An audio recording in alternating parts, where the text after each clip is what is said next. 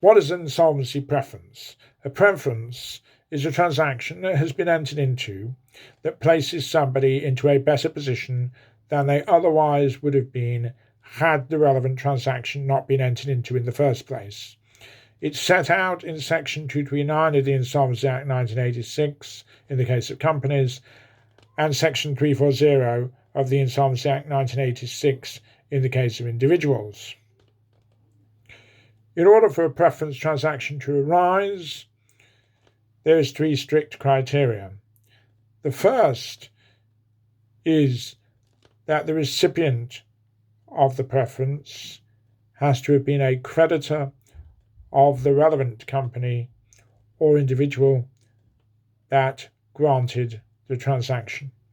The second feature of a preference is that the relevant company or individual that granted the preference has to have been insolvent at the time that they entered into the transaction or became insolvent as a consequence of it. The third aspect of a preference is that the company or the individual that granted it has to have been influenced by a desire to prefer the recipient.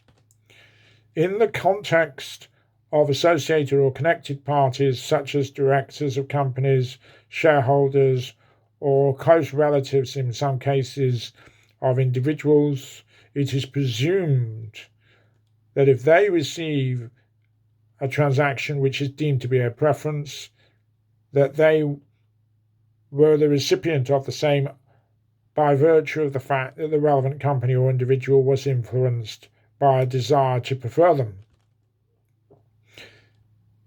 When a preference is deemed to have arisen, what can happen next is that the liquidator, the administrator, or in the case of individuals, the trustee in bankruptcy, can bring legal proceedings against the recipient to claw the preference back and set the transaction completely aside.